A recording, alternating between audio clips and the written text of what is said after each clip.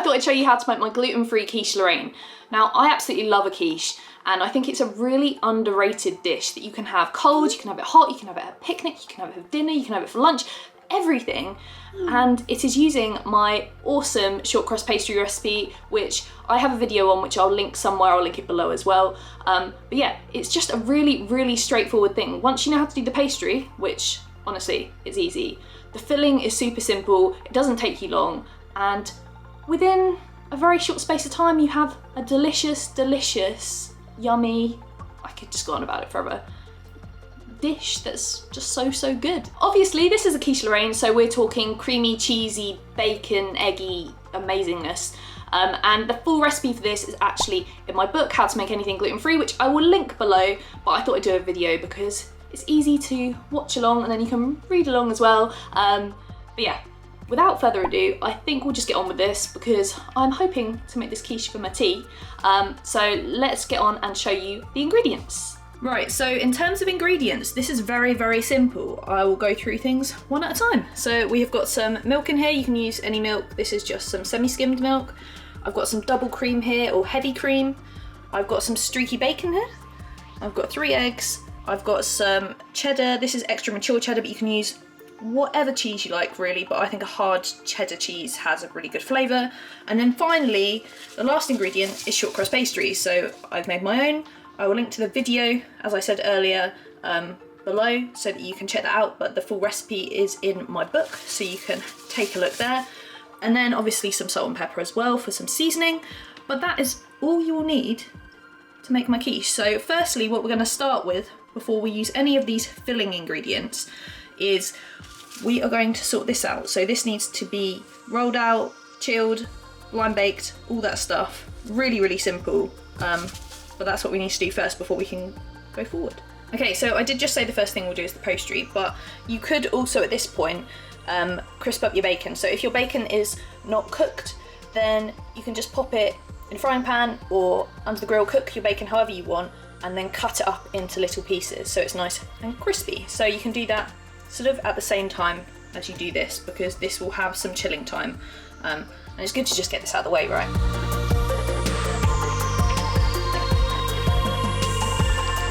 Okay, so first things first, if you made your own pastry like I have, then you will have chilled it for quite a while, so it can be quite hard. So I've actually got this out the fridge and left it for a little while just to warm it up again, because we don't want it to be really hard, but we don't want it to be really, really firm, because then it's a bit brittle. So you kind of just want it, you want to be able to press into it a little bit, but you know, if it becomes too warm, then it will become hard to work with. If it's too cold, it's also hard to work with. So you need to get that sort of optimum 10-15 minutes out of the fridge once it's done all its chilling and stuff, just to warm it up that little bit.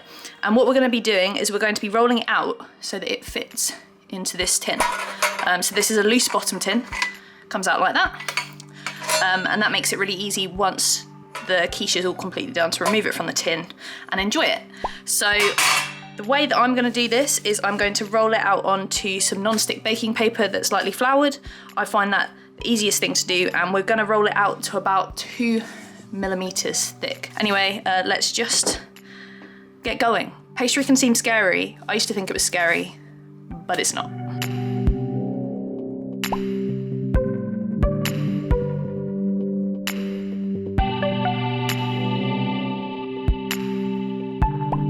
So there you go, I've rolled out my pastry. Definitely not very circular. Definitely got some of the rolling pin over the edges like there.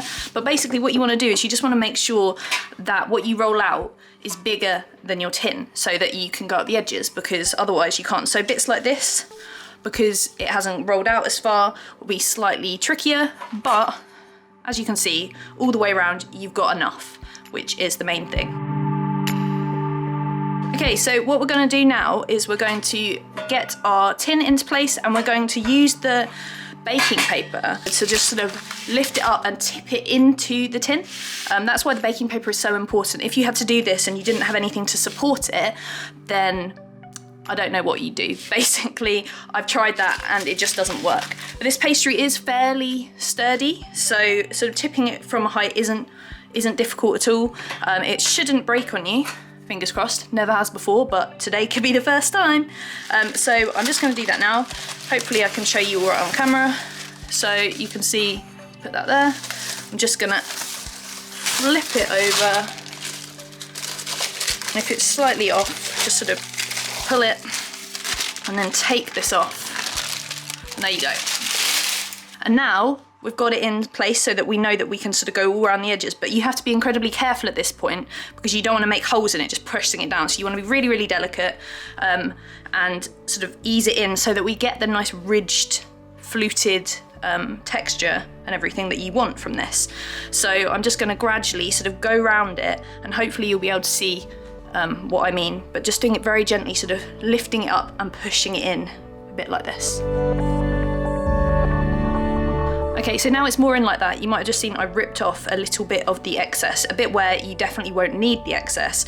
And it's a really good way of just having a little bit of the excess pastry to sort of push it in so that you're not just using your fingers all the time, which might get a bit warm. Another thing, if your hands are a bit hot like mine right now, cool them down. Get some cold water on them, and that just helps because we don't want this to get too sticky. Right, so now we're gonna very carefully with our fingers or with the pastry, just press it in so that you can see the sort of definition. As I said, be careful if you have nails because you don't want to be stabbing the pastry base with that because you can make a hole. And also, if you do this and you do for some reason make a hole, it falls and it doesn't go correctly or whatever, you can always sort of tape up the holes by just getting another bit and sort of pressing it over parts of it. That's completely fine. It won't make any difference. It might look, you might think it looks a little bit messier underneath, but you're going to put a whole load of quiche mixture on top of it, so who really cares? I sure don't. Okay, so the next thing I'm going to do is I'm not going to just be cutting off all this excess. I'll cut off a small amount of it, but a lot of it I'm going to sort of push so that it's on top of the rim. Because when you blind bake pastry, you'll find that it can shrink quite a lot, and by sort of pushing some on top of it, you give it a little bit extra so that it won't shrink and shrivel in your tin as much as it would otherwise. So I just sort of get this edge bit and like press it on top. So I'll do this all the way around and I'll just sort of fold it on top and just give it that little bit extra because that's what we need to make sure that we don't get the shrinks. And then if you had bits, for instance, where you didn't have any excess because it was quite tight, then you can just get a bit like this and like fold it over the top, and that would be fine as well. Okay, so that's my pastry case all ready to be chilled. We are now going to chill it in the fridge for about 15 minutes before we then blind bake it. This just helps with its structure. You can prick it with a fork now, or you can do it once it comes out of the fridge, but we must remember to do it because if we don't, then the pastry will probably rise up and we'll get some air bubbles. So that's really, really important. So I often do it now so I don't forget, but you can do it either way. Okay, so my pastry has been chilling for about 15 minutes. If you wanted to leave it in there longer, you can. You can do this in advance and you can just let it sit in the fridge, but 15 is probably the minimum. So what I'm gonna do now is I'm going to prepare this for blind baking. So the first thing I'm gonna do is I'm gonna just roll over the top with my rolling pin, and then just all these bits will come off. Now this is just offcuts that you don't necessarily need. Well, you don't need it for the quiche, but you could obviously use it for loads of other things. You'll realise that there's actually quite a bit that comes off. So you could use this and make little tarts. You could keep it for another day. You could make loads and loads and loads of things with this. You can wrap it up and put it into the fridge and it will be absolutely fine. So that is a decent amount there. So definitely don't get rid of the excess.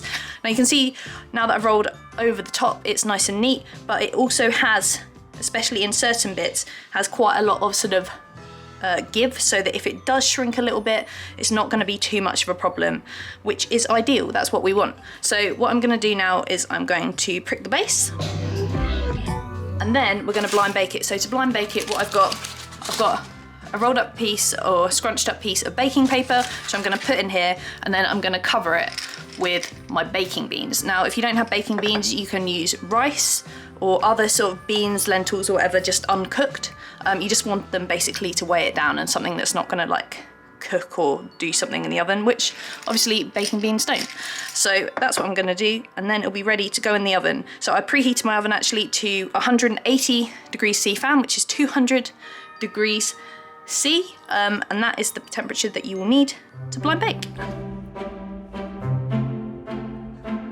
One thing I like to do when I'm blind baking, especially when it's for something that when the filling then goes in, will go back into the oven for half an hour plus, is that I like to make sure that I've used enough like baking paper or whatever I'm using to cover it so that it covers over the crust, because otherwise that's going to brown quite a lot through the blind baking stage, and then it's going to brown even more when we're cooking. So try to cover it up and try and get your baking beans right to the edges. That's why you need quite a lot. Just like that, should be good to go. Now, if little bits of it do shrink, it doesn't matter, it's completely fine. But this is your best chance of keeping it nice and perfect. And it will be ready to fill with our delicious filling, which I'll be making in a second. And don't be like me and forget that your bacon is in the oven, because obviously this is very nice and crispy, but I probably would have taken it out 5 minutes before, but I only noticed it when I put my pastry in.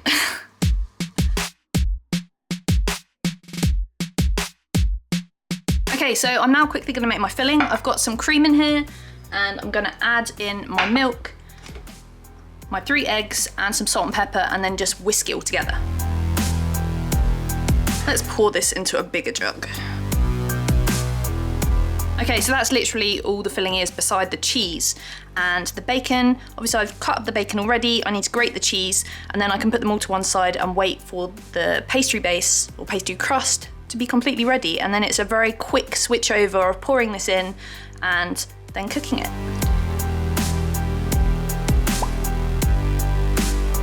Okay, so there's our pastry case looking lovely. Now we can put it straight back in the oven, but with our filling. So what we're gonna do is we're gonna put our bacon in to start with. Obviously, try and make it a little less crisp than I did. I will next time, I promise.